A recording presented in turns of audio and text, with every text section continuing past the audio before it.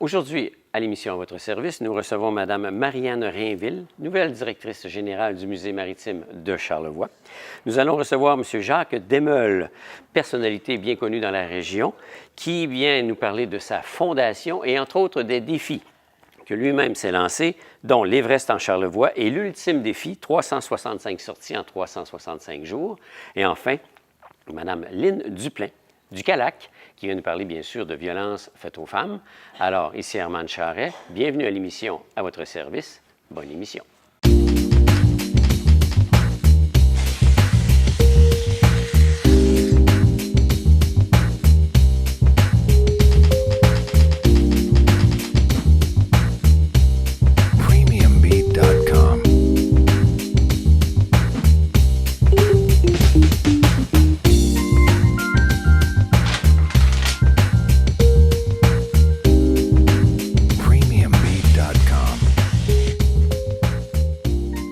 Alors, Madame Marianne Rainville, bonjour. Bonjour, M. Charret. On a le plaisir de vous recevoir. Vous êtes la nouvelle directrice générale du Musée maritime de Charlevoix. Oui. C'est tout nouveau, c'est tout récent. Je terminerai vendredi mon premier mois. Un premier mois. Oui. Donc, on est comme en examen encore, puis on regarde qu'est-ce qui se passe. Bien, j'ai droit à 100 jours, au moins comme le premier ministre, j'espère. La période, effectivement, où tout est beau, puis on te donne l'apprentissage. Oui. Comment il l'appelle? C'est quoi l'expression? J'oublie En tout cas, dans mon cas, ça s'est appelé l'intégration. L'intégration, bon. La lune de miel, voilà, c'est ça que je cherchais. C'est vrai, c'est 100 jours de lune de miel, voilà. Alors, le musée maritime, tel qu'on le connaît aujourd'hui, il est en train présentement de vivre une transformation. Ah oui, c'est certain. D'ailleurs, les gens de la région ont certainement eu la chance au courant de l'été de voir à quel point il y avait de la construction sur notre site et tout ça. On est à travailler actuellement à 3 bâtiments. Il y en a un qui est presque fini, qui va servir de lieu d'information touristique. Il y en a un deuxième qu'on appelle pour le moment le pavillon multiservice, qui va permettre d'accueillir expositions, conférences de plus grande taille, plus petite taille, les bureaux de la chaire en développement touristique de l'Université Laval. Et il y a dans l'air peut-être une autre chaire qui pourrait se joindre aussi.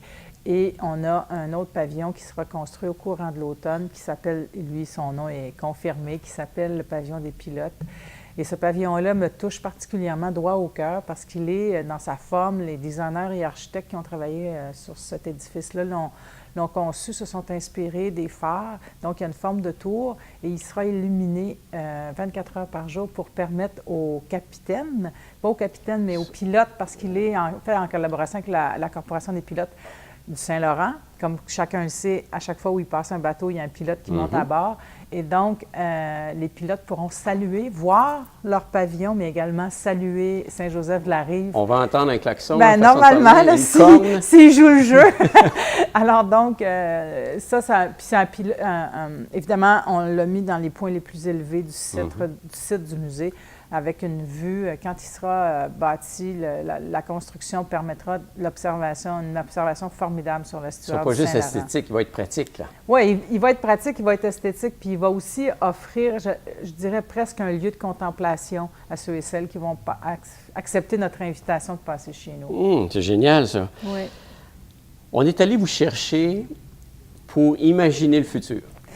Bien, j'espère que c'est pour ça qu'on m'a ramassé sur le bord de la grève, parce que je venais de l'autre grève, moi, de l'autre côté du fleuve. J'ai juste pris le bateau. Okay. Et je comprends de mon embauche, parce que ça a été un processus de sélection qu'a mis en place le conseil d'administration, je comprends de mon embauche qu'on a retenu ma force en communication.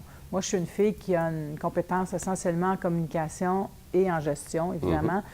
Au fil des années, mais j'ai travaillé à des projets comme le Tour de l'île de Montréal, les États généraux du monde rural, des négociations internationales avec l'UPA. J'ai été beaucoup impliquée à l'UPA comme directrice des communications nationales, puis après ça, même rôle à Solidarité rurale.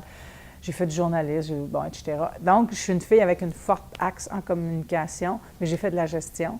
Puis j'ai pris une grande pause professionnelle parce que j'étais un petit peu fatiguée du rythme de la communication, en espérant me donner un rythme plus simple. Je suis devenue boulangère artisane et j'ai décollé une boulangerie. C'était rêvant en couleur, ça. À quel endroit, ça? À Rivière-du-Loup. À Rivière-du-Loup, OK. C'était rêvant en couleur que de penser que décoller une entreprise, c'était plus relax. Ça n'a pas été vrai du tout.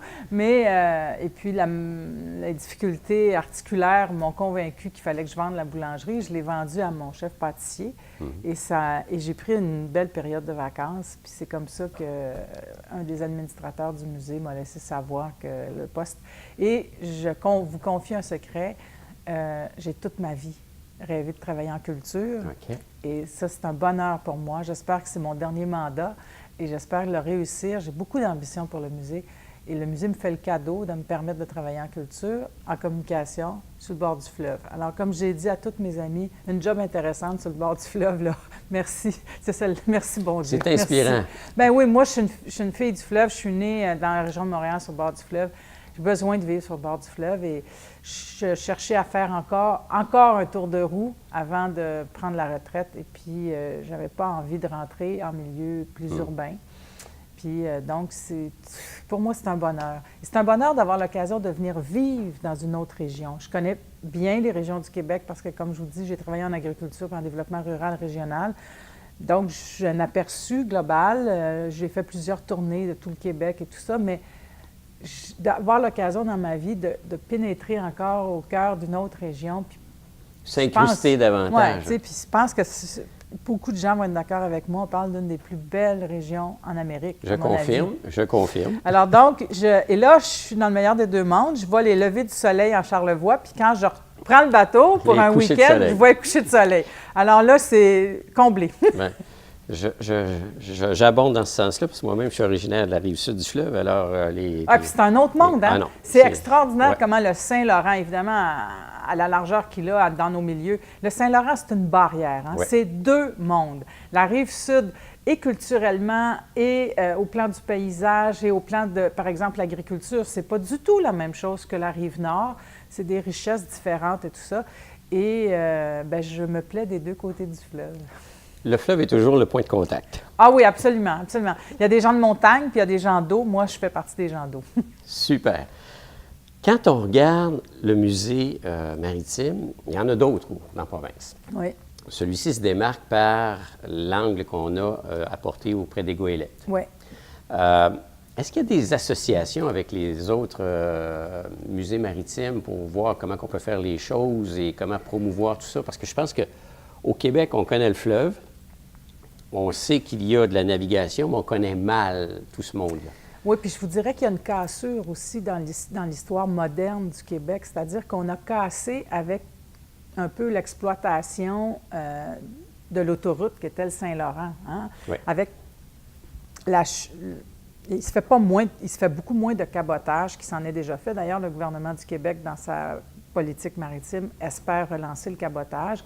Et c'est même un courant qui existe en Europe et même ailleurs dans le monde. On favorise le cabotage parce qu'évidemment, l'utilisation des fleuves et des rivières, ça peut être moins polluant, entre autres, que l'utilisation des transports routiers. Est-ce qu'actuellement, moi, je suis une petite neuve, là, je n'ai pas encore rencontré mes collègues des autres musées, mais je peux vous dire qu'hier, j'appelais ma collègue de Berthier, parce que du Musée maritime du Québec, pour discuter de collaboration éventuelle. Mais c'est sûr que nous, on a une spécificité sur la goélette, sur la construction des goélettes en Charlevoix. C'est ce qu'on offre, entre autres, à voir à nos visiteurs. Et le fait qu'on est en construction actuellement, on va gagner des salles d'exposition. Et là, on a une exposition permanente qui permet aux visiteurs de bien comprendre l'histoire de la goélette. Et là, on a des nouvelles salles. On va pouvoir aller vers des expositions temporaires, soit en échange avec nos collègues, soit en innovation par nos propres moyens. Mais on sera plus à même d'offrir d'autres aspects. Puis un des aspects qui, moi, m'intéresse beaucoup, c'est le lien entre le fleuve, les goélettes, mais le village. Tu sais, moi, je pense que ce village-là, il porte l'âme même du musée. Depuis le départ, hein, c'est des citoyens et des citoyennes. Il me plaît à dire que le chantier maritime de Saint-Joseph-la-Rive, ça doit être probablement un des premiers projet d'économie sociale au Québec. Ah. 1946, hein? Donc, alors qu'on n'a pas ces mots-là dans le vocabulaire, c'est pourtant ce qui s'est passé à Saint-Joseph-de-la-Rive. Des résidents d'un milieu ont décidé qu'ils investissaient, pensez-y, 1 000 $. Moi, je suis même étonnée qu'il y avait du monde qui avait ça dans leur bas de laine, et qui ont investi dans un chantier maritime pour s'aider mutuellement, plus créer de l'emploi pour probablement les jeunes du village. Et quand le chantier a décliné parce qu'on était passé à autre chose dans la navigation, les gens du village à nouveau se sont investis, bien sûr avec autour d'eux les marins, avec autour d'eux l'industrie maritime, je dirais, mais c'est encore les gens du village qui ont porté. Alors, il y a quelque chose dans le lien, j'allais dire presque ombilical, entre le chantier maritime, le musée et le village, qu'il nous faut intégrer. Là, j'ai 2-3 petites idées là-dessus. On verra si j'en réaliserai une pour 2018. Mais j'ai des projets. Je pense qu'il faut redéployer Saint-Joseph-de-la-Rive autour de son musée pour lui rendre sa grandeur. Pas que Saint-Joseph, c'est un village de marins, c'est un village maritime, c'est un village de bord de mer. On va essayer de contribuer à un redéploiement. Le fait d'avoir dans les nouveaux pavillons des différentes chaires, il y en a une de vous confirmer avec l'Université Laval. Oui. Là, on a. Mais on travaille beaucoup aussi avec d'autres. On travaille avec la faculté de foresterie beaucoup. On a dans nos cartons des projets des projets avec probablement la bibliothèque de l'Université Laval. On est dans des projets à moyen terme et à long terme. C'est des vieilles... L'Université Laval, c'est une très vieille institution. Elle n'a pas peur du temps. OK. Mais l'objectif derrière tout ça, c'est de créer des liens avec une institution de culture et de connaissances. Oui. Pourquoi? Pour les intégrer puis nous aider à aller ailleurs et à aller plus loin? Bien, moi, je pense que les musées s'inscrivent aussi dans des structures, des lieux d'apprentissage, des lieux de connaissance, des lieux de savoir. Bien évidemment que les musées sont des lieux, j'allais dire, qui donnent accès au savoir. Mais on a besoin d'être nourris par le savoir. Et donc, c'est l'expression qui me vient en anglais, c'est un win-win, c'est un gagnant-gagnant, parce que nous, on est un lieu de diffusion, puis eux sont un lieu de l'université est un lieu de savoir. Donc, ça nous empêchera de devenir bêtes au musée, puis ça les empêchera d'être dans leur tour d'ivoire où les gens ne connaissent pas les travaux qu'ils conduisent. Et en plus, la chaire, par exemple, en développement touristique, c'est une chaire qui vient répondre à des besoins. Les chaires ne sont pas des facultés, hein? Donc, les chaires, ils se saisissent d'une question, et on est plusieurs partenaires autour de la table du conseil de la chaire, et on met sur pied des recherches, bien évidemment scientifiques, qui ne viendront pas régler demain matin, je ne sais pas moi, l'accès aux autobus à mon stationnement, mais qui viennent poser des questions en perspective sur le développement touristique d'une région comme Charlevoix. Et ça, c'est intéressant. Parce que le tourisme, c'est un secteur économique de plus en plus important dans l'économie mondiale. Et niché. Oui. Et là, actuellement, le maître mot, c'est l'expérience touristique. Bien, il faut comprendre... Ça, c'est des concepts qu'inventent nos universitaires, mais ça cache des vraies réalités auxquelles nous, qui offrons un produit touristique, devons répondre. Puis moi, j'ai toujours trouvé que quand on collaborait avec les intellectuels, ça nous permet de réfléchir. Fait que quand on réfléchit, généralement, ça nous permet de poser mieux les questions. Ça nous amène ailleurs. Ça nous empêche, entre autres, de devenir idiots. Alors donc, moi, je suis contente. Il faut être en effervescence pour que l'imagination, pour que la créativité soit au rendez-vous dans la tête de ceux et celles qui ont. Hein? Moi, j'estime qu'il faut que ma créativité soit nourrie. Bien, notamment, les universités sont des lieux formidables pour ça. Et il y a une tradition de proximité, de travail ensemble entre l'Université Laval et le Musée maritime. Puis c'est aussi porté par des gens, un personnage comme Jean Desgagnés, qui est un grand donateur chez nous, mais c'est aussi quelqu'un qui toujours a favorisé le rapprochement entre l'université et le musée, et on l'en remercie pour ça. C'est d'aller chercher des nouvelles idées par le fait. C'est le défi. Bien oui, c'est sûr. Le temps passe, et il passera encore. Il faut toujours s'adapter. Oui. Puis d'autant plus qu'avec tout ce qui s'en vient très bientôt avec le G7 ici dans Charlevoix, si on peut tirer un petit peu son épingle du jeu du point de vue touristique. Ça va être difficile, ça. Hein? C'est un méchant défi pour nous tous. Hein? Ouais. Parce que les gens qui tournent autour du G7 sont d'abord des gens qui sont préoccupés par leurs propres défis. Et Dieu sait que l'économie de 7 grands pays connaît des défis. Et puis je pense rien à personne en disant que l'actualité aussi présente de grands défis pour la communauté internationale. Alors, ces gens-là sont mobilisés par leurs propres enjeux et leurs propres défis.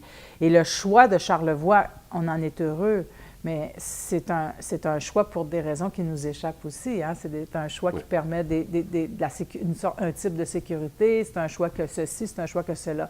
Espérons que ça puisse générer un peu d'activité touristique, mais je pense malheureusement qu'il faut avoir des espoirs modestes. Yes. Parce que, vous savez, les fonctionnaires vont être mobilisés chacun par leurs États et les États seront mobilisés par la rencontre. Et ça tient à 7 hommes et femmes qui ont une grande influence sur l'avenir de nos vies et du monde. Et donc, leur préoccupation première est politique avant d'être touristique. Espérons que les grands médias de ce monde envoient des journalistes touristiques également. Ce qui est sûr, c'est que les belles images de Charlevoix vont se retrouver dans toutes les télés du monde. Voilà. Et ce qui est sûr, c'est qu'ils vont aussi nous obliger à travailler jour et nuit parce que les Japonais ne sont jamais sur le même fuseau horaire que nous autres. Ah hein? oui, en plus. Ça fait que là, c'est ça, on marche 24 heures sur 24 Mais pour être en communication. c'est sûr que la télévision est tellement importante aujourd'hui. L'image. Et même s'il n'y avait que des images de Charlevoix, même si personne n'allait rien voir, il reste qu'on sera gagnant d'avoir reçu le monde international. En tout cas, une partie de... Ouais. Parce qu'il y a aussi le G20 qui est un organisme extrêmement important aujourd'hui. Mais écoutez, on ne refuse jamais de la visite quand quelqu'un est à notre porte. Hein? Non, surtout cette grande visite-là. Ouais, on ne refuse pas la visite.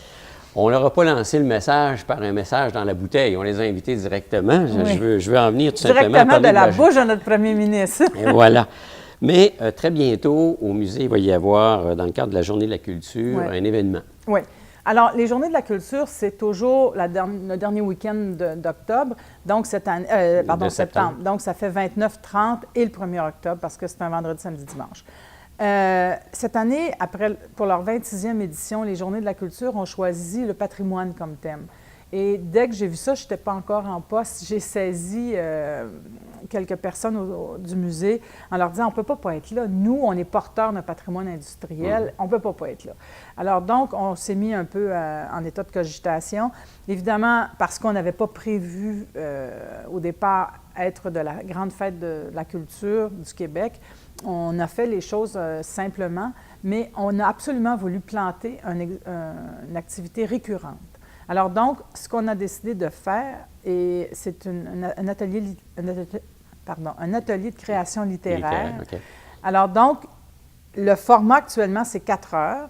L'idée, c'est d'offrir un lieu formidable pour titiller l'imagination et la création, qui est la cale de la Saint-André. Qui est une goélette, là. Qui est une goélette. Bien patrimoniale dont on a le devoir de sauvegarder pour les générations futures. Et l'activité commencera par une demi-heure de la rencontre d'un écrivain. Mais il y a un thème derrière tout ça, là. Oui, la bouteille à la mer. Et on va finir par écrire des bouteilles à la mer comme on fait un gazouillis. Aujourd'hui, les bouteilles à la mer, c'est un peu les gazouillis qu'on a sur les réseaux sociaux. Alors que les bouteilles à la mer étaient l'activité d'autrefois.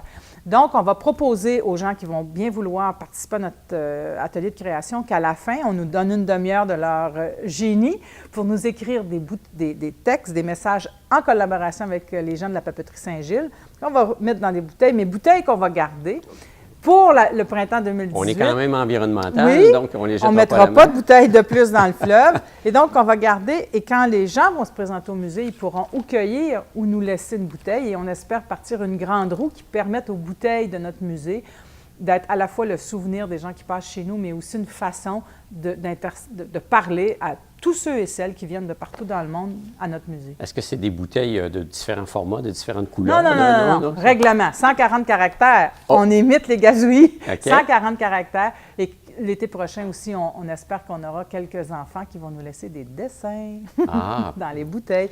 Et les bouteilles sont toutes de format assez simple. Et notre projet, il faut encore travailler, ficeler. C'est qu'à compter de 2018, on puisse les mettre en eau vive, mais sans qu'elles bougent, pour qu'on puisse les cueillir ou en ajouter. De là, regarder le message à l'intérieur. Peut-être qu'on va jouer avec des épuisettes. Et pourquoi pas, pourquoi pas? Ben, c'est Pourquoi super, pas? je veux dire. Donc, ça serait une première. Là, oui, ça serait c'est les premières bouteilles à la mer cette année, mais notre projet est qu'à chaque année des Journées de la culture, on revienne avec cette habileté littéraire où on aura la chance de rencontrer un autre écrivain. Et Pierre Marcotte, cet homme de bateau et de télé, a accepté d'être l'animateur de Bouteilles à la mer. On lui souhaite longue vie, à lui et à nos ateliers. Les autres participants, c'est des écrivains du coin, non, d'un peu c'est partout? quiconque. Alors, vous êtes un écrivain du dimanche, vous êtes un scribouilleur du vendredi soir, vous êtes quelqu'un qui tenait votre journal intime, vous êtes en train d'écrire l'histoire de votre famille, vous êtes en train d'écrire de la poésie. C'est tous ceux et celles qui aiment tenir la plume et écrire. On les invite au musée. Dans le fond, on leur offre un lieu de création. C'est ça notre projet. Très intéressant. Bien, très merci. intéressant, franchement. Alors, bientôt, avec cette activité-là, c'est la fin des activités pratiquement le dimanche du musée. suivant, le 8, avec l'Action de grâce, on ferme pour la saison hivernale. froide, le musée. Ça va vous permettre à vous de cogiter amplement pour la prochaine saison. Puis ça va permettre aussi aux aménagistes, de refaire l'extérieur du musée parce qu'il y a des travaux d'aménagement extérieur qui doivent être faits compte tenu des constructions puis tout ça. Là, et les travaux extérieurs donneront un ensemble, je dirais. Ils créeront le lieu est déjà très beau, mais juste de créer une harmonie entre chacun des bâtiments. Et il fallait attendre que les touristes soient plus à notre porte pour pouvoir creuser puis se refaire une beauté. Se refaire une beauté, voilà. Super. Se farder un peu pour l'année prochaine. Bien, moi, je vous souhaite bonne chance dans ces nouvelles fonctions. Merci, je pense que déjà, ça travaille fort. Bien, l'imagination, l'imagination, c'est quelque chose qui permet d'aller plus loin, de se projeter dans l'avenir. Puis, comme je vous ai dit en tout début, j'ai beaucoup d'ambition et mon conseil d'administration en a encore plus que moi. Alors, donc, ça devrait...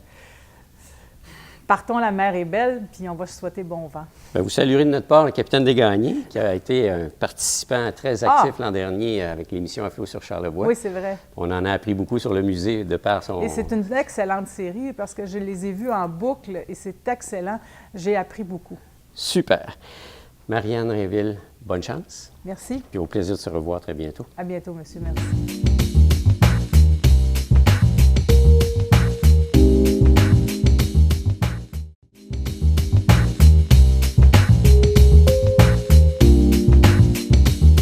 Jacques Demel, bonjour. Bonjour. Grand amateur de vélo. Un peu. Un peu beaucoup? Un peu beaucoup, on peut dire. Hein? Jacques, dans les dernières années, tu as fait beaucoup de compétitions que je pourrais appeler, je veux dire, d'événements particuliers, dont, entre autres, le fameux l'Ultra-Défi. L'Ultra-Défi qui est un défi, c'est le cas de le dire, au-delà de 1000 kilomètres. Sur un vaste territoire avec des dénivelés et tout ça en peu de temps. Peut-être nous parler un petit peu du dernier ultra-défi auquel tu as participé, parce qu'il y en a eu 4 jusqu'à maintenant. Oui. Tu as participé aux 4. Oui. Mais le dernier a été assez difficile pour toi, là. À chaque fois, on s'embarque dans une aventure qu'on ne sait pas trop qu'est-ce qui peut nous arriver. L'année passée, malgré des problèmes de blessures pendant et d'ultra-fatigue, j'ai failli abandonner souvent, mais par contre, j'ai fini très, très, très fort. Un deuxième souffle, c'est ce qu'on appelle le deuxième souffle? Les 50 derniers, je me comportais comme si je venais de commencer. Ah. Il y a eu une magie, on ne sait pas c'est quoi. OK. On ne sait pas chaque année. Donc, tu oublies que c'est... J'avais oublié le premier, comment j'avais terminé. La première édition, je l'avais gagné. gagné. Effectivement.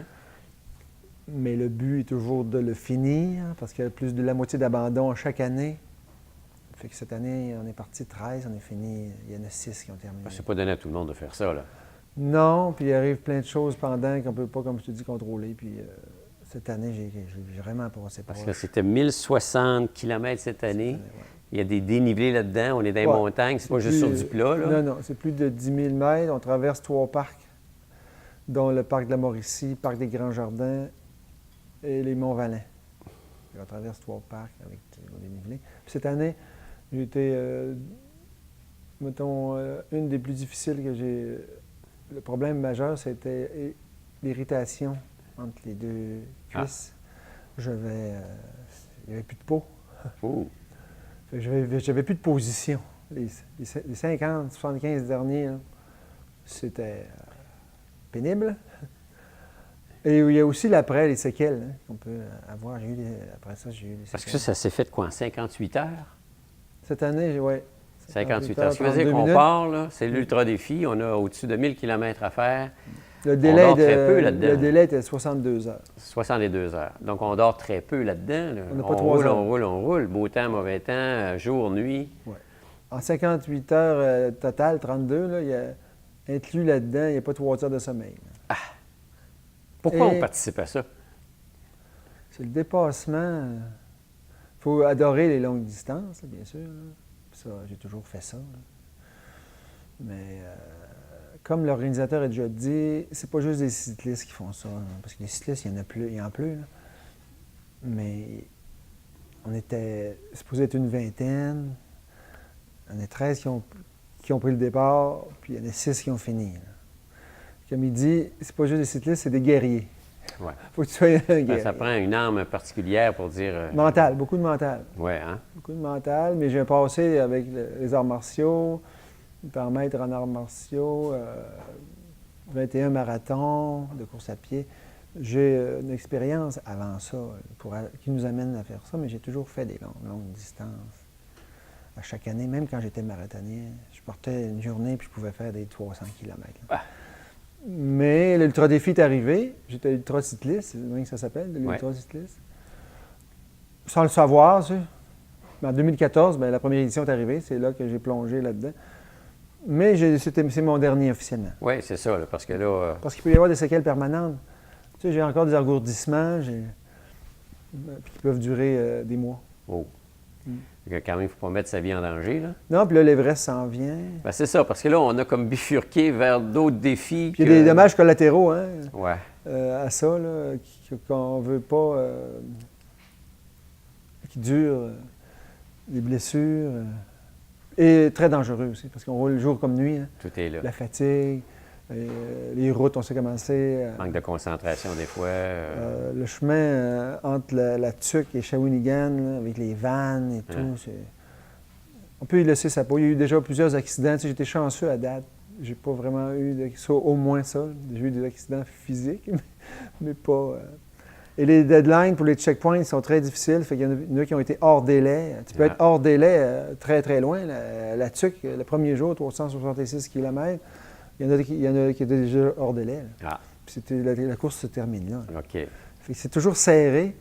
Pour donner une idée, là, j'ai pas dormi 3 heures. C'est comme une sorte de rallye, là. Ouais.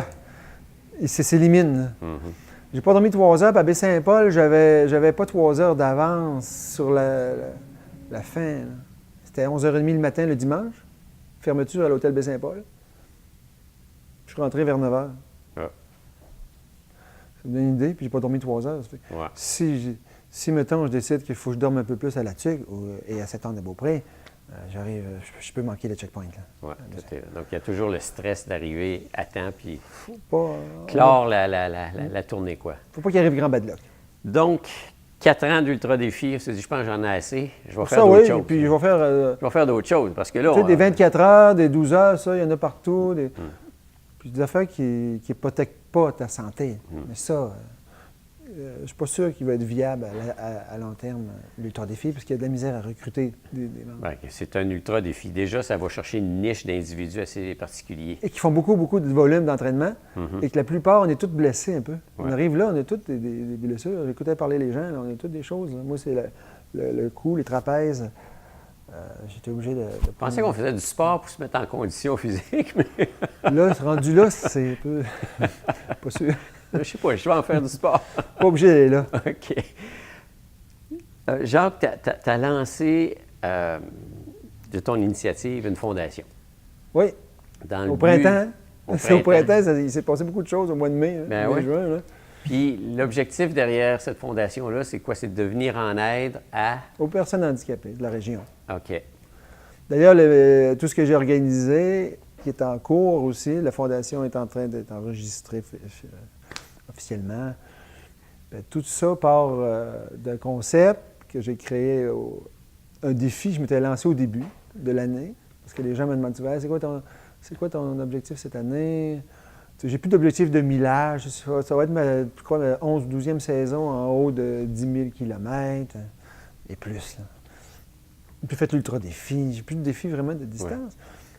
Mais avec Strava, une application, on a toutes nos statistiques. Et puis pendant que l'année avançait, je regardais mon nombre de sorties. J'ai commencé le 3 janvier, avec des pneus à clous, toutes conditions. Sans faire des 100 km, là. Mhm. Toujours en montée, toujours en côte, mais ça restait comme ça. Et l'année avançait, puis j'ai dit, hey, mais avant d'en parler, j'avais une idée. Quelque chose, il fallait créer quelque chose qui n'a jamais été vu, jamais inventé. J'ai jamais entendu dire que quelqu'un ferait 365 sorties en 365 jours. C'est de là que tout part. L'idée instigatrice de la Ouais. fondation. puis Je du- m'aperçois que je peux faire peut-être dans l'année, mais avant d'en parler, je vais passer l'hiver. Fait qu'au mois d'avril, j'ai parti pour Cuba. J'étais -6. Parce qu'on sait que je peux sortir deux fois par jour. Là. Ouais. Fait que tout ça s'enchaîne. Puis là, j'ai une idée d'après ça que je peux le réaliser. Parfait. Là, je commence à en parler de même. Hey, c'est quoi mon objectif? C'est ça. 365 sorties à 365 jours. Ça, c'est pour toi personnellement. Oui, personnel. Mais Entre-temps- le défi est lancé à d'autres personnes aussi. Après, là. là, entre-temps, c'est ça, l'Association des personnes handicapées me rejoint. Genre, Fontaine n'a pas entendu parler de toi. Puis souvent, je leur ramasse des sous. Tu sais. Mhm. À chaque ultra-défi, je me suis fait commanditer Mhm. pour leur donner de l'argent. Une moyenne en haut de 3 000 $ à chaque fois que je faisais l'ultra. Comme ça. Et puis, là, j'ai dit, on pourrait peut-être faire... J'ai l'idée de créer un concept avec l'application Strava. Tout le monde a un cellulaire. Hein? On peut même les rentrer à mitaine. En s'inscrivant, l'objectif, là, je partais du 365, mais ça ne marchait pas. Parce que là, les gens vont dire, ah, 300, ouais, mais une sortie, je peux sortir 5 minutes. Ça ne marche pas, là. J'ai transféré ça en nombre d'heures pour la population, OK. pour qu'ils puissent embarquer. Et une reconnaissance, mais aussi 2 défis. Exemple, toi, tu dis, cette année, je vais aller chercher la médaille de bronze dans l'ultime défi Jacques Desmeules. Qu'est-ce qu'il faut que je fasse? Compiler 65 heures d'entraînement, intérieur-extérieur, compiler. Et il y a 2 missions. Remettre à la Fondation Jacques Desmeules. Pour les personnes, une partie va aller directement aux personnes handicapées de la région. Et l'autre partie, c'est des projets. Okay? C'est des projets, les gens pourront aller sur l'ultime défi jd.org, tout est là. Tout explique. Médaille de bronze, 65 65 heures. Médaille de bronze remis en janvier de l'année. 165 heures, compilé. Un don à la Fondation de 165 $. C'est 1 pièce de l'heure, dans le fond, qu'on peut ramasser en tout ou en partie, en commandite et en don personnel. Sur l'année? L'année. Ça? OK. Médaille d'argent. 265 heures, 265 $. On a toujours 2 missions. L'activité physique reliée à une cause. Là, on a médaille d'or. Le platine, lui, parce que là, on compile tout. On peut compiler les heures intérieures, tapis roulant, spinning. Ça peut être de toutes sortes de formes Intérieur, d'exercice. C'est pas ouais. juste du vélo. Là. Non, marche. La marche. Ski de fond. Moi, marche. c'est juste vélo, mais pour l'ultime défi, réaliser l'ultime défi, 365, il faut Sortie. Non, moi, c'est des sorties, mais OK. les gens, c'est des heures compilées. OK. Quelqu'un ferait 365 heures, Uh-huh. mais là, il faut qu'il soit à l'extérieur. Pour avoir la plaque de l'ultime défi, C'est extérieur. Extérieur Et non est pas à à- l'intérieur. non. Mais jusqu'à la médaille d'or, on peut compiler intérieur-extérieur, OK. en échange de dons. C'est une pièce de là, comme je te dis. Ah, Ouais. c'est- J'ai un marcheur exemplaire. OK? Mon beau-frère, lui, il veut probablement la platine. Il s'est lancé un Mais défi, là. la peur, il y avait une peur, c'était de ramasser les sous. Mais il marche tous les jours, il marche. Il promène des chiens, Marcel Dupont. Il marche, il rentre tout. Il arrive à la médaille d'or, là, 265 heures. Mais je pense qu'il veut le platine. Il est allé voir un commanditaire, une personne, et il a donné 500 $ Boum. pour la fondation. Imaginez. Lui, là, il marche. Il veut aller chercher le platine Ah oui. à 365 heures. Il marche 2 fois par jour, des fois. Là. Il est régulier. C'est un exemple. Donc, c'est ouvert à tout Je le ne monde. peux pas ramasser qui ça veut- toute qui veut seule. Parce que mon s'impliquer. objectif du 365 était de ramasser 36 500 OK. dans l'année. Et remettre à chaque année 10 000 $ à l'Association des personnes handicapées de Charlevoix. Souvent, on participe à des affaires, on ne sait pas où l'argent va. Moi, tout va être... D'ailleurs, j'avais trop de choses. L'Everest, l'événement qu'on va parler tantôt, l'ultime défi, c'était trop. Je demandais des affaires à l'association, mais ils ne pouvaient pas me fournir. Ouais. Ce qu'ils ont dit, genre, crée ta propre fondation. OK. Parce que c'est trop gros ce que tu veux faire. Là. En pas un mois, j'avais mes 2 pages Facebook, 2 pages web. Et à peu près dans le même temps, j'avais déjà cumulé en promesse de dons plus de 36 500. Ce que je fais, je vends mon concept personnel là, Ouais. en échange de publicité. OK. OK? On est les logos des partenaires. On parle de platine, excellence, or, bronze, argent, Mhm. selon le montant. Si on veut être argent, une entreprise, je vais aller voir, là, je lui montre mes vidéos, mais donnez-moi 1 pièce par sortie, 365 $. Vous allez être partenaire bronze, je vais vous faire de la publicité, blablabla. Médaille d'argent, ben c'est un peu plus cher. Médaille d'or, c'est en haut de 1 000 $. J'ai des platines. Pour vous donner un exemple, j'étais allé chercher 2 platines. IGA, Baie-Saint-Paul. D'ailleurs, l'ultime défi, Jacques Desmeules porte le nom. Ultime défi, Jacques Desmeules, IGA, Caisse populaire des jardins. OK. Parce que eux, vous savez combien ils me donnent par sortie? 10 $ la sortie. Alors là, j'ai 2 commanditaires majeurs à 3 650. Ouais. Ouais. OK? Plus, parce que IGA, ça vaut 5 000 parce qu'ils vont me ravitailler l'Everest pendant 24 heures et ils ont signé pour 3 ans à 3 650. Génial. Fait qu'eux, c'est sûr, leur logo est partout. C'est bien Sur mes parti. Quoi. chandails, Autrement c'est- dit, c'est bien parti. Et j'en ai beaucoup plus, c'est sûr, à 1 $ à 365. Ouais. C'est pas toutes les entreprises qui peuvent donner ça. Là. J'en voulais pas 10 non plus. Hein? Ils sont sur la vanne, les gros sont sur Alors, ça, c'est les gens qui te commanditent toi. mes sorties. Mais un individu comme moi peut s'inscrire puis Oui. aller me faire commanditer par des amis ou par des Il y a contacts. plusieurs et autres. façons d'embarquer dans la roue. Hein? Comme exemple, Marcel, lui, il veut aller chercher personnellement.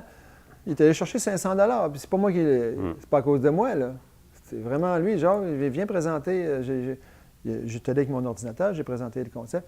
La madame, tout de suite, elle a dit est argent, elle a donné 500. Bon. Et j'ai beaucoup plus à 1 $, à 365. Dans l'année, j'explique mon concept et je vous jure qu'en 3 semaines, je sais déjà que je vais ramasser à haut de 40 000. Et à cause du concept, Ouais. j'ai créé un club sur Strava, l'ultime défi Jacques Desmeules. Gratuit. L'application, c'est gratuit. On la rend à son sel. OK, on s'inscrit. Facile. Et c'est comme une enregistreuse. OK. Sinon, on peut le rentrer à la mitaine aussi. OK. Et tout se compile. Je peux voir les heures de tout le monde qui ont embarqué présentement. On est Donc, à il y a 17 inscrits. Et Impossible de tricher, autrement dit. Là. non, je peux voir tout le monde.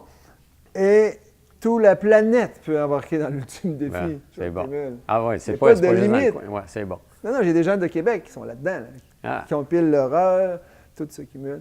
Et détail, les personnes handicapées de Charlevoix, bien ma famille est atteinte, moi je suis porteur asymptomatique d'une dystrophie musculaire. Ma fille a une dystrophie qui dégénère tranquillement.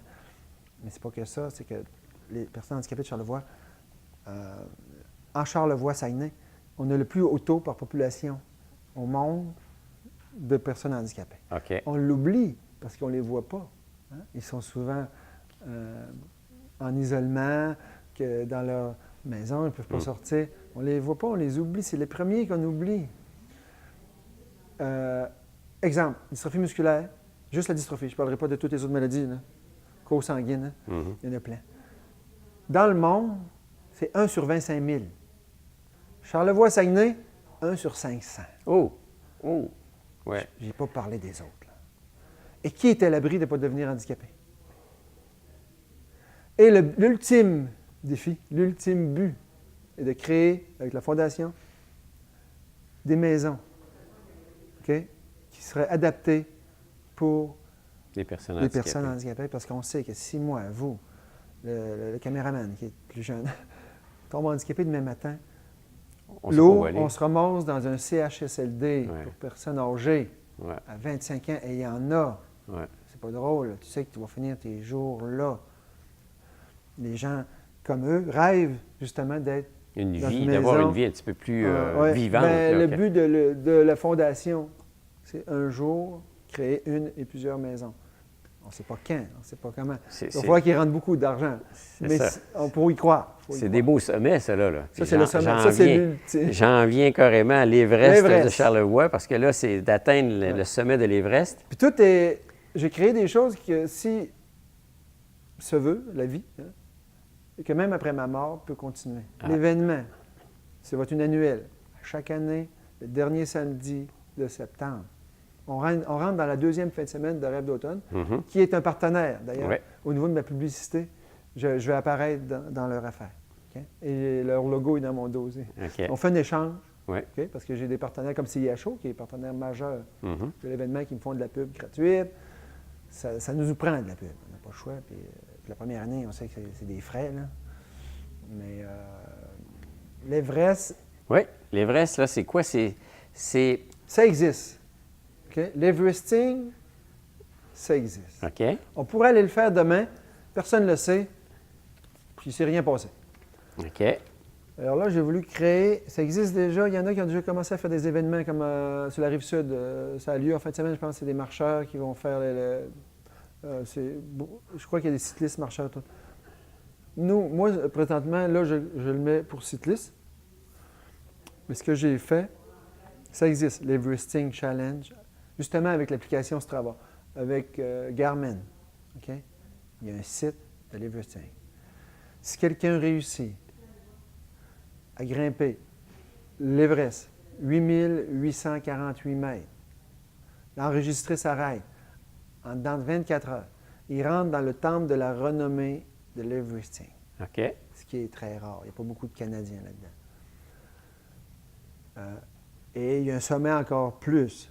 Si la personne, en solo, réussit à faire 10 000 mètres, là, il rentre dans le High Society Club du site. Encore moins de monde. 10 000 mètres en 24 heures, c'est énorme. Est-ce qu'on peut comparer ça à l'ultra-défi par rapport au dénivelé? Parce que là, on est toujours dans Là, en dénivelé, c'est par rapport à distance, c'est beaucoup plus, parce que là, on n'a que 250 km OK. pour 10 000 mètres. OK. On fait l'ultra, 10 000 mètres, mais sur 1060. OK. Là, c'est vraiment des allers-retours. Oui. Donc, on monte, puis on descend. C'est ça. Dans On la monte. côte, j'ai choisi la montée de la côte du Cap. Parce qu'il y a une On belle part de accotement. où? On part en bas, l'auberge de jeunesse, à peu OK. près, là, Mhm. ou les artistes Bourbeau, là, Oui. dans ce coin-là. Puis on se rend jusqu'à... L'entrée du domaine Charlevoix, D'accord. ce qui donne 11,1 km l'aller-retour. Ce qui nous donne aux alentours de 360 mètres la fois, 358. Parce que le petit buton, après, Oui. quand on revient, il est calculé aussi. Le petit buton. Et le petit buton, avant de revenir au Belvédère, il compte aussi. On a 11 mètres là, puis on a 18 mètres qui s'additionnent à chaque fois. Là. OK. OK. C'est pour ça qu'au début, j'avais calculé 25 fois. Mais à 24 fois, l'aller-retour, on rentre dans l'Everesting. L'équivalent de l'Everest. On a 24 heures. Beau temps, mauvais temps, parce que là, il y a une date Oui. précise où ça a lieu, ça. là. Plus il va faire moins beau, Plus ça va être difficile. meilleur le challenge sera. Quand Il est maso un petit peu. On est quand masochiste on un parle de l'Everest, OK? L'Everest, ceux qui grimpent l'Everest, ils font pas ça à 30 degrés, là, puis il fait beau. Il manque d'air en haut, ils eux vendent autres, pas, là. là. Ouais, ouais. Ils n'ont pas d'air en haut. peu. là. Ouais. Il faut que, justement, tant mieux si... Mais s'il fait pas beau... Je sais, il y en a qui attendent de s'inscrire, voir la température, s'il va faire beau. Mais c'est pas ça, l'Everest. L'Everest, c'est comme toute condition extrême. Tant mieux s'il fait beau, là, on ne sera pas fâchés. Là. Mais j'ai créé aussi des équipes. Le tarif, parce que des équipes, sinon, juste solo, on ne serait pas assez. OK. On ne serait pas 10. En solo, je crois que j'ai calculé 5 à 6 personnes, incluant moi, là, qui vont le risquer en solo 24 heures pour le dénivelé de l'Everest. Mais la grosse majorité, c'est des équipes de 2 à 6 personnes qui vont se relayer. Eux, c'est sûr qu'ils ne rentrent pas dans l'Everesting. Le concept, c'est de ramasser les sous. Les sous aussi. Parce qu'oubliez pas qu'avec les chiffres, j'ai créé une inscription, 8848 mètres. Donc, c'est 884,80 pour s'inscrire à l'Everest, qu'on soit seul ou en équipe. OK. Puis, si on est en équipe, on divise le montant. C'est ça. J'ai solos qui ont Ça va ramassé bien, en haut côté de inscription? 1000 $, puis j'en ai des équipes qui ont ramassé aussi en haut de 1000 $. Ça va bien. Là. C'est la première. Des gens de la place ou des gens de l'extérieur? Surtout de la place. De la place, en plus. Donc, il y a autant de cyclistes que ça qui ont la capacité de le faire. C'est surtout des équipes, comme je vous parle. Mais quand même, écoutez, juste de le monter la côte une fois en ce qui me concerne, je ne serais pas capable. Mais c'est pas une compétition. Bon. C'est pas une compétition. Mais il faut que ça se fasse en 24 heures. Oui. Ça va commencer le 30 Ça, c'est le 30 septembre. Première édition. Dernière fin de semaine de Rêve d'automne. Et ça va se terminer le lendemain à 9 h, dimanche le 1er octobre. Toute l'animation, toute la logistique, et en même temps, les gens vont pouvoir venir faire des dons. On en a profité pour l'annoncer, c'est important. Donner un montant. Comme moi, par exemple, quelqu'un me donne 10 sous de ma sortie, c'est 36 piastres et demi pour mon année. Tantôt, je parlais de 10 piastres. On peut descendre à 10 sous. Là, OK. On donne finalement ce qu'on est capable. C'est ça. Mais c'est de le faire sur une base régulière pour dire il y a eu tant de kilomètres. Il n'y a pas de petits montants. Tout compilé ensemble. Les gens qui vont passer là, vous allez voir qu'il y a l'animation, le son. C'est la cour. J'ai eu la permission de l'ICO imprimeur. Oui. Okay. L'ICO imprimeur qui va me prêter sa cour pour le 24 heures. Puis c'est là que ça va se passer. La logistique, tout va être compilé. Puis on va faire aussi des checkpoints là, sur Facebook pour donner un temps où tu sais que les gens sont rendus, les équipes les plus avancées et les solos, bien sûr. Ça demande des bénévoles là, autour de toi? Oui, ça demande une belle équipe de bénévoles, mais pas tant. Pas tant, non. Ça ne demande pas trop. T'en as que c'est un parcours d'aller-retour, puis c'est pas... OK. Mais j'en recherche, là, s'il y en a qui voudraient participer, surtout au niveau de la sécurité, parce qu'il va y en avoir un en bas, c'est parce de la que côte, les routes vont... puis un en haut avec un fanion pour de dire aux gens de modérer leur vitesse, pour avertir qu'il se passe de quoi. Mais ça va être de 9 h le matin à 9 h le soir. À partir de là, après ça, il y a moins de trafic, les gens vont gérer ça. Et la fin de 6 h à 9 h le matin, le lendemain, un en bas de la côte, un en haut de la côte. OK. Pour avoir une... Mais la priorité est aux automobiles. Fait que si, mettons, le cycliste, la personne qui a le fanion, voit, le bénévole voit qu'il y a une auto qui s'en vient et qu'il n'aura pas le temps, il va arrêter le cycliste. OK. Mais ce qu'on va faire, c'est diminuer la vitesse des automobilistes. Alors, c'est la sécurité aussi qui prime là-dedans. Très important. Si on veut avoir des informations, il y a le site Internet, Ultime Défi JD, .blogspot.ca. Sinon, il y a la page Facebook. Facebook. Y a-t-il un numéro de téléphone? Le 418-435-0028 pour toute information. Alors, c'est pas les défis qui manquent là, avec Jacques Demel, là, je veux dire. Il y a l'ultra-défi qu'on a fait puis mais ça, depuis 4 ans, c'est fini. Ça n'a plus rapport. Il y a l'Everest en Charlevoix. Puis, bien sûr, le 365 sorties, 365 jours. C'est pour ça qu'il y a beaucoup de façons d'embarquer dans la roue. Soit en me commanditant, à 10 sous la sortie, vous êtes intéressé, vous m'appelez. Puis à la fin de l'année, c'est des promesses de dons là, que je ramasse pour janvier 2018. OK. Ça aussi, c'était gagnant pour moi. Fait que quand j'allais voir un commerce, il n'y avait pas besoin de me donner l'argent là. Il faut que je le fasse. Il n'est pas fait encore. Je suis moins 6 là, par rapport au nombre de jours. Mais comme je vous disais, on peut sortir 2 fois par jour. Mais pour les gens, il y a aussi la deuxième façon, personnelle, d'embarquer et compiler leur heure avec l'application Strava. Puis tout est là sur les pages web les explications, les liens. On peut cliquer, il y a le lien Strava, on clique dessus, puis on rentre dans Strava, puis on s'inscrit. C'est très facile. Super. Jacques Desmeules, merci beaucoup pour la visite. Merci à vous. Bon succès dans ces défis-là, puis bon succès à la Fondation. Merci. Longue vie, quoi. Merci beaucoup. À vous. Merci. Merci.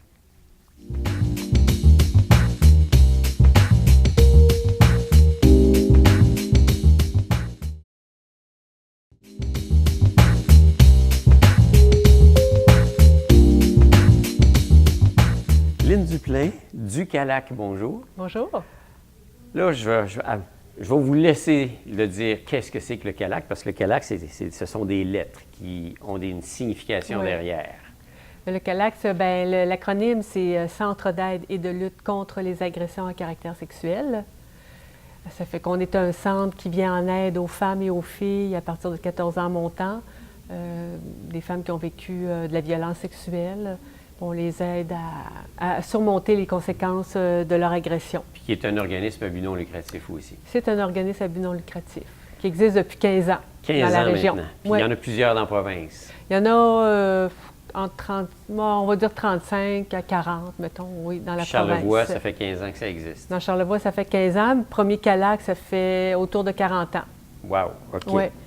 Violence, agression sexuelle, tout ce qui en est fait aux femmes, ça a toujours existé, j'imagine, ça va encore exister dans le futur. Là. Oui, malheureusement, quand on regarde les journaux puis les demandes qu'on a, on se rend bien compte que oui, ça va exister pour encore un bon bout de temps, malheureusement. Oui.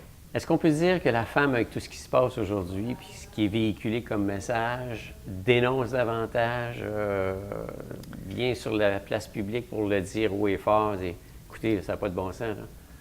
Bien, j'ai envie de dire oui et non.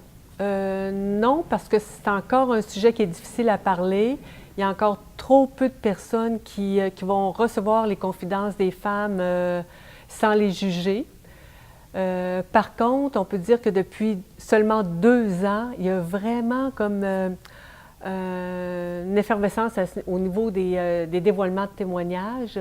Puis ça part du mot-clic « agression non dénoncée », qui fait suite à l'événement de Gomechi, un animateur vedette de CBC à Toronto, qui avait été qui a été accusé en fin de compte de harcèlement sexuel au travail. Puis finalement, ça s'est soldé par rien, finalement. Il n'y a rien eu. Mais les femmes ont exprimé leur colère à ce moment-là. Ça a été une gifle à quelque part, il y en a plusieurs. Ça, là, ça a été la goutte qui a fait déborder le vase. Puis là, les femmes se sont mises à témoigner sur les réseaux sociaux. Puis là, on a vu depuis 2 ans des dénonciations dans tous les sphères de la société. Que ce soit au niveau politique, que ce soit au niveau du sport professionnel, les communautés religieuses, au milieu du travail, au niveau politique, je l'ai dit, en tout cas dans toutes les sphères de la société.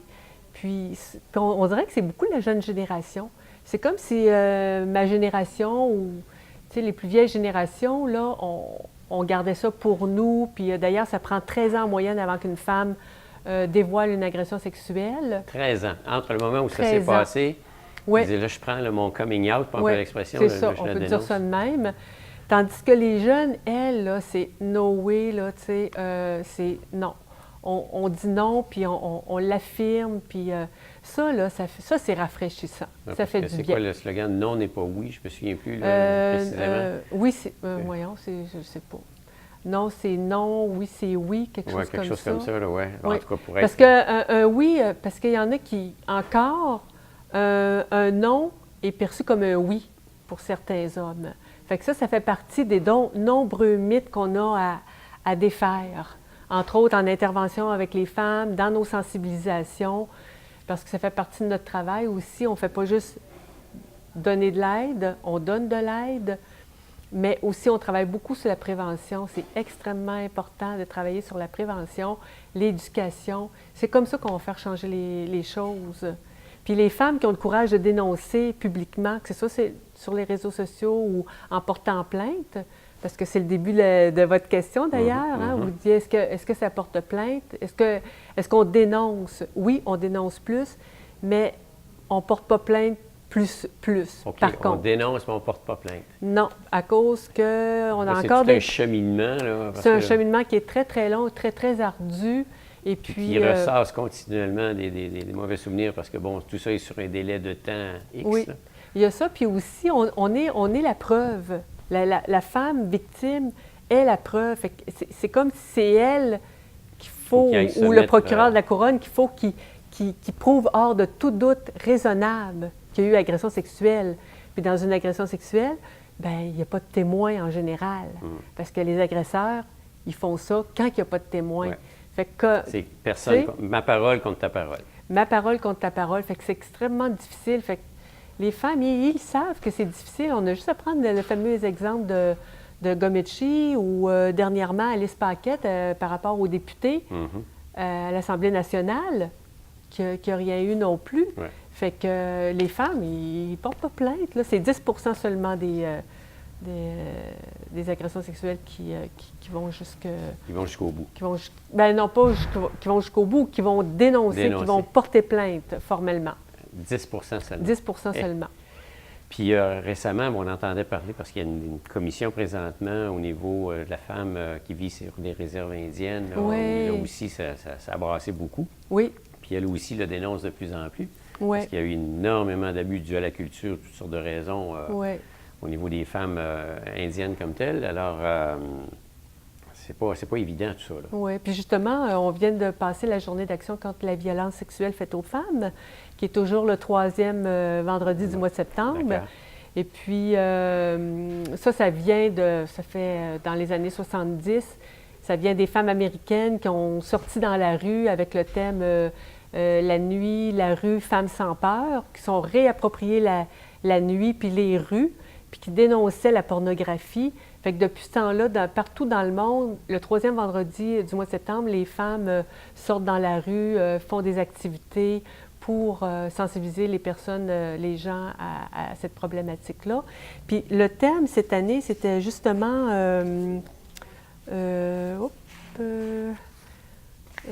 j'ai un blanc, là, je m'excuse. Le vécu invisible des femmes, pour rappeler que les femmes marginalisées, qu'on ne voit pas, qu'on n'entend pas leurs paroles, les femmes qui ont des limitations fonctionnelles, les femmes autochtones, les femmes immigrantes, réfugiées, on ne les voit pas, on n'entend pas parler. Mais au niveau des femmes autochtones, là, c'est 75 des jeunes filles autochtones âgées de moins de 18 ans qui ont été victimes d'agressions sexuelles. 75 75 Puis au niveau des personnes qui ont des limitations, qui ont un handicap physique, c'est 40 Fait que ces statistiques-là, là, on pourrait faire une moyenne C'est puis de les l'abus de appliquer. pouvoir. C'est carrément de l'abus de pouvoir par C'est- rapport à... C'est exactement ça. C'est exactement ça. Ça n'a rien à voir avec l'homme qui ne peut pas se retenir ou l'alcool ou peu importe. Ça n'a rien à voir. C'est un abus de pouvoir qui passe par la sexualité. Puis c'est un geste de violence qui brime la liberté des femmes puis qui porte atteinte à son intégrité puis à sa sécurité. J'écoutais les nouvelles justement ce matin. Puis on parlait de 2 individus témoins de Jéhovah qui avaient agressé, en tout cas, il y a 2 jeunes femmes qui ont dénoncé. Puis j'écoutais un petit peu leur histoire, puis les mots utilisés pour l'une et pour l'autre étaient sensiblement la même chose. À ce moment-là, c'était des jeunes de 11 ans.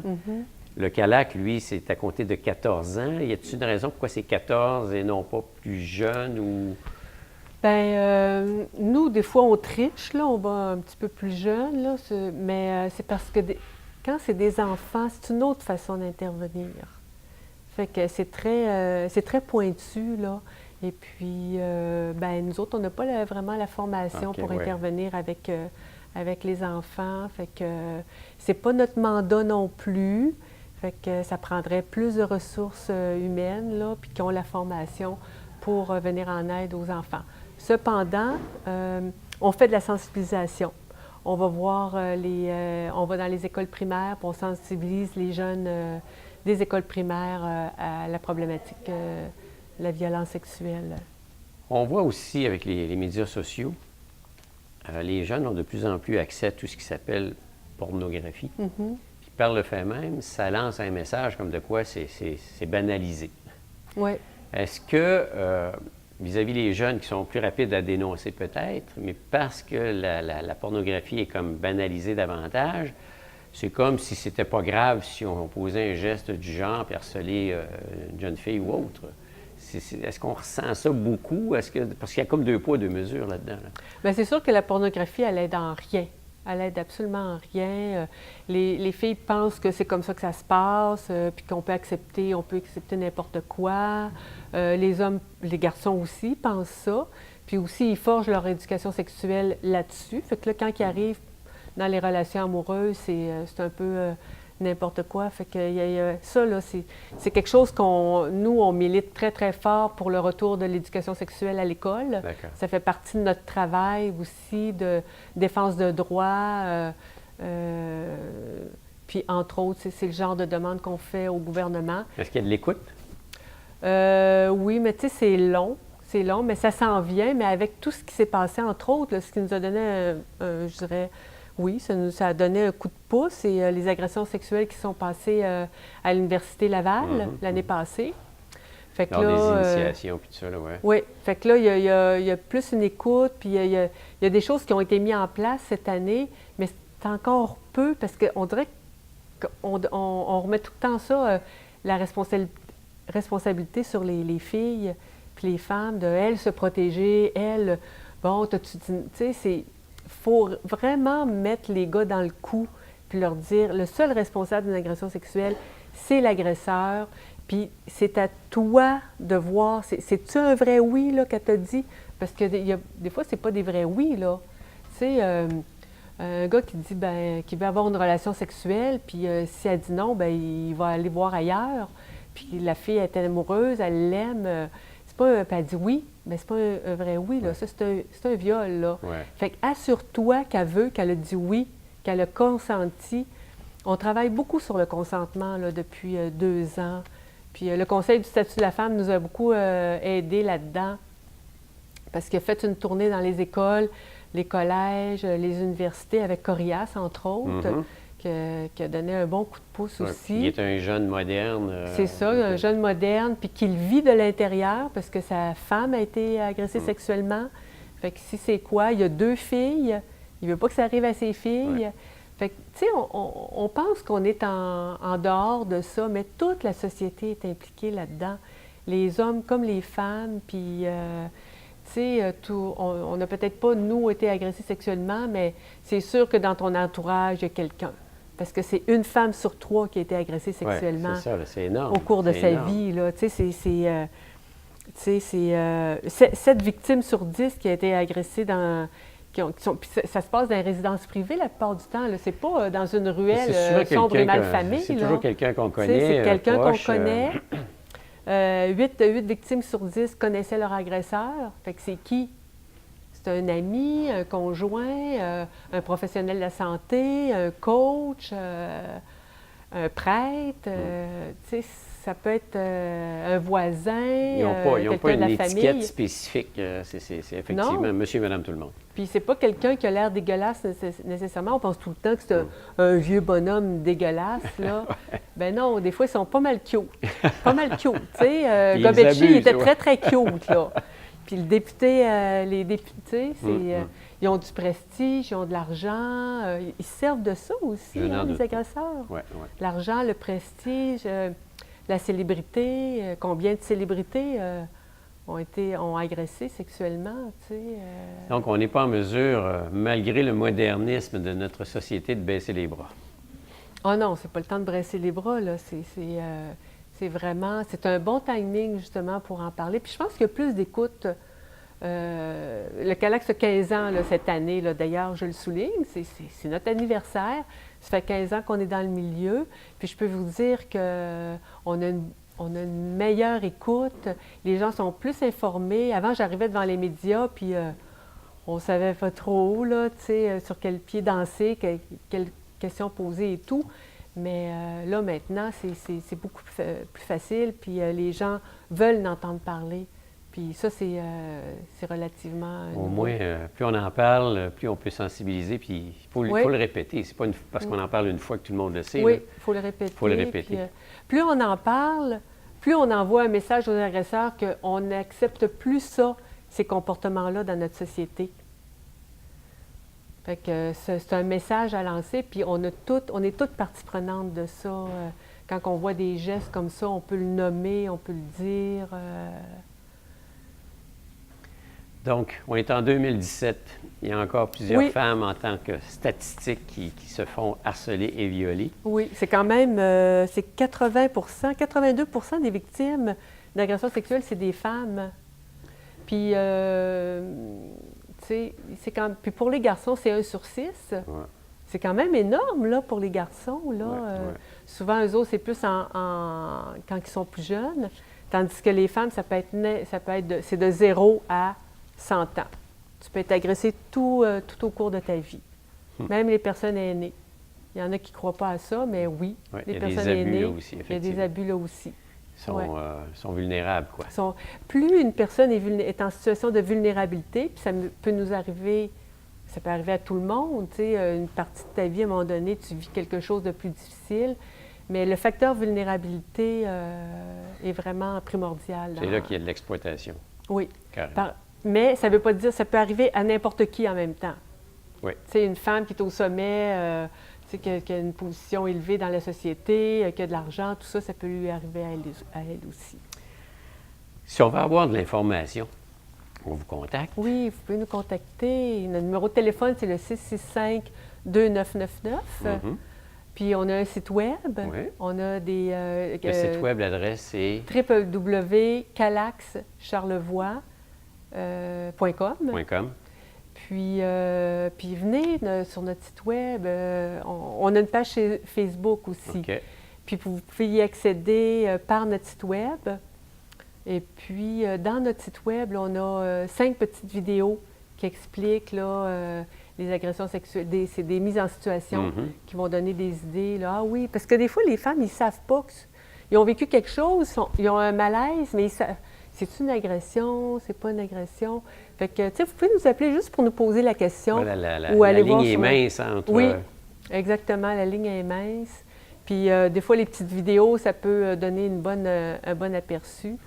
Fait que Puis, il y a plein d'informations sur le site web. Super. Alors, le CALAC est 15 ans cette année. 15 ans. Vous allez en entendre parler. Bien, sûrement, j'espère. Merci beaucoup, Mme Duplain. Merci, Herman.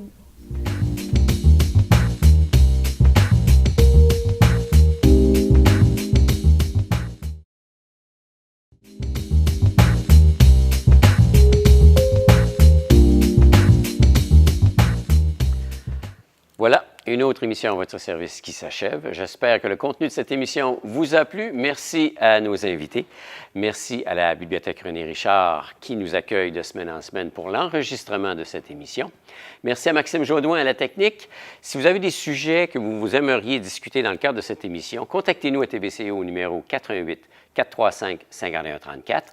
Moi, je vous donne rendez-vous la semaine prochaine. Entre-temps, n'oubliez pas, Rêve d'automne qui commence ce week-end. Alors, bon rêve d'automne, bonne semaine à tout le monde et à très bientôt.